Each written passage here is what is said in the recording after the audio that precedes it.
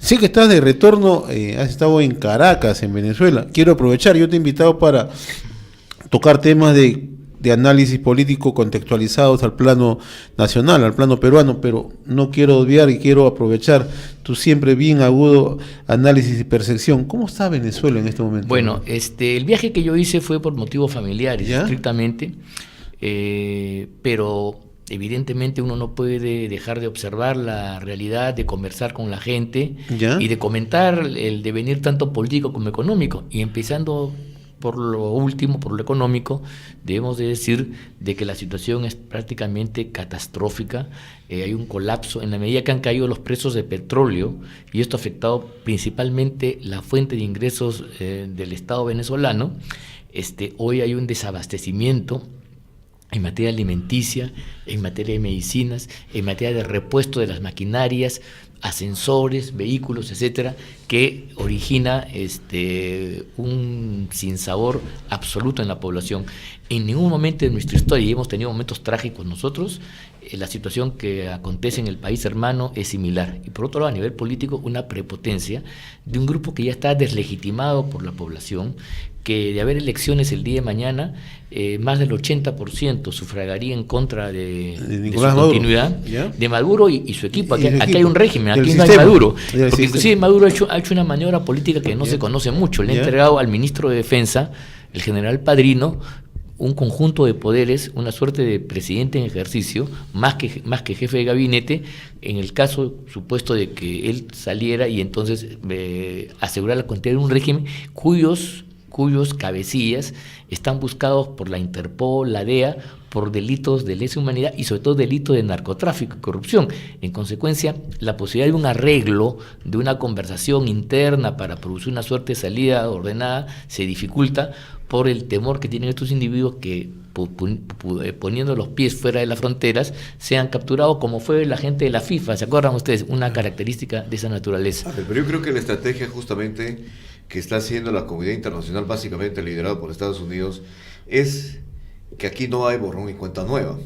Y precisamente la salida política es en cuanto, por ejemplo, se genere un conflicto, pero de carácter político-social. Pero si la DEA y los servicios de seguridad de Estados Unidos están apuntando a decir, estos son narcotraficantes, no hay salida de borrón y cuenta nueva, no hay arreglo político. El día que dejen el poder van a ser extraditados y van a ir a purgar pena y cárcel por el resto de su vida.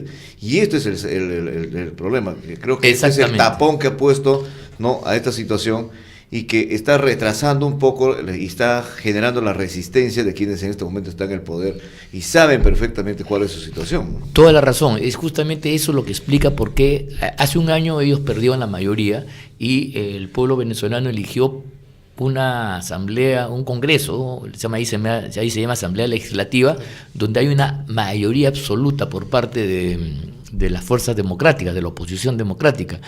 Sin embargo, eso que podría llevar a pensar de que van a entrar a un periodo de conversaciones, como las que hubo aquí en el Perú, ¿te acuerdas? Bajo el patrocinio de la OEA, ¿no? Y buscar una salida más o menos a corto plazo, no existe en Venezuela por esta situación del temor que tienen los capitostes del gobierno de ser enjuiciados y encarcelados por los crímenes que han cometido en todos los campos. Y una muestra de ellos son los sobrinos de Maduro, ¿no? Que están de Maduro y de Diosdado Cabello. Y están presos en este momento. Involucrados por narcotráfico. Ustedes ponen un pie afuera y nosotros les caemos encima con todo. Así que así es. Eso es una situación. Entonces eso hace que ellos se aferren al poder a como dé lugar.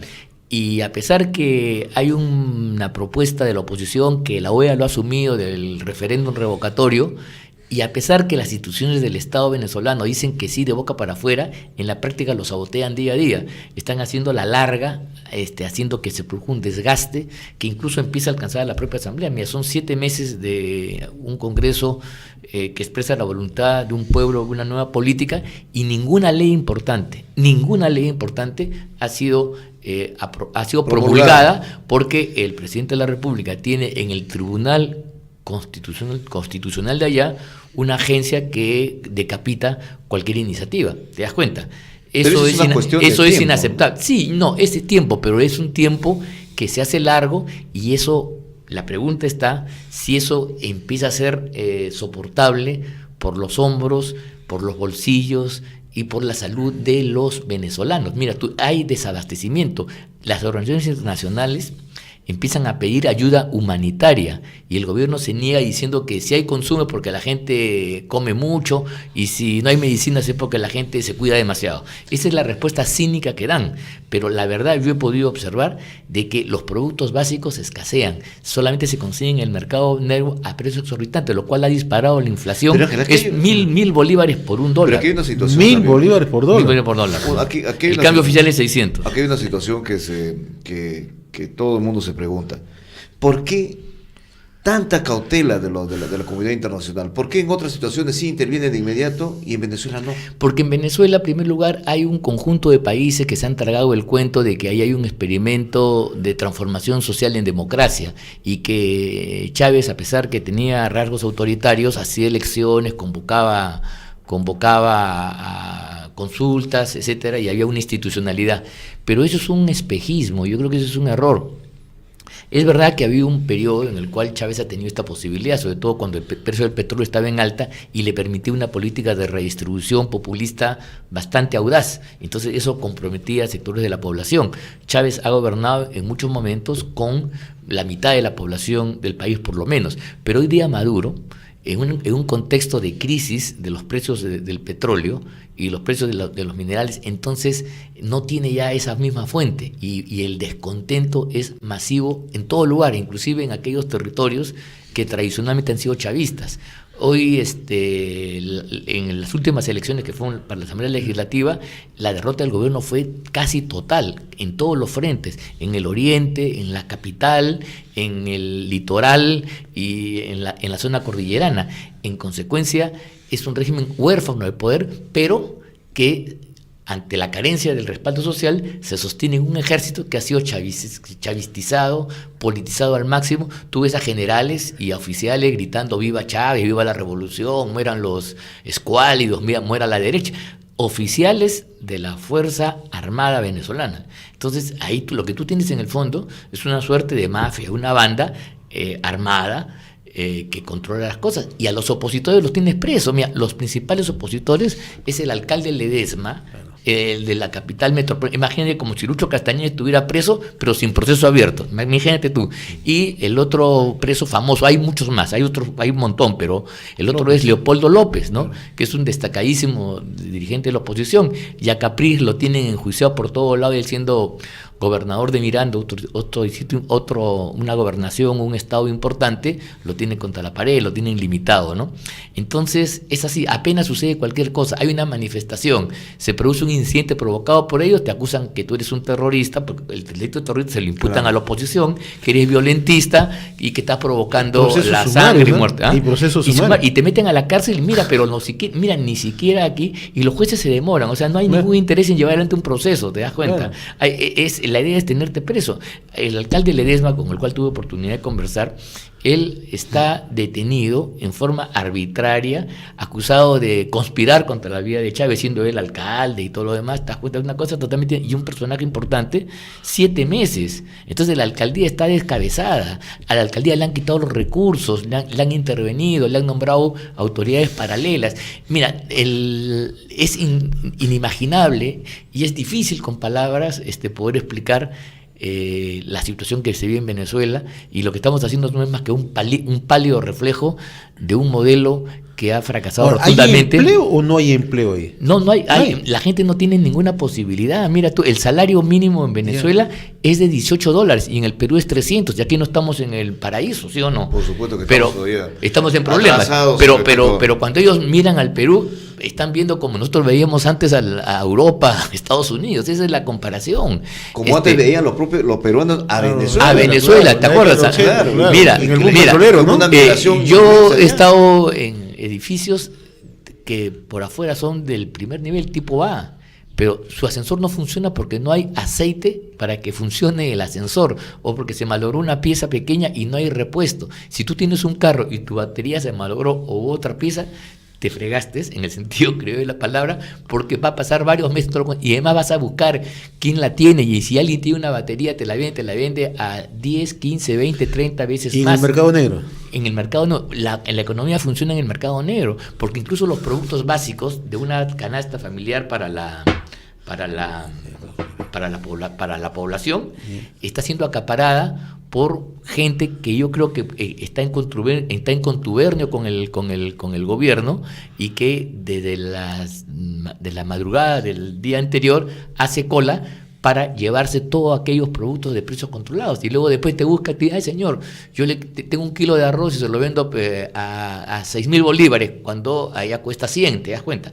Cuando en el precio regulado. Entonces se permite una especulación descarada, y en los barrios, en todos los barrios, en los barrios medios, ahí hay un desabastecimiento artificial provocado porque esta gente está permitiendo un acaparamiento a través de un sistema hormiga, ¿no? Mejor sería de que todo eso se lo den de frente a ellos, y así se evitan estas colas que traen a más violencia a los otros barrios, a los otros lugares, y perjudican la paz social entre la gente que vive en la zona. Una cosa dramática, y quien tenga memoria que recuerde, ¿no?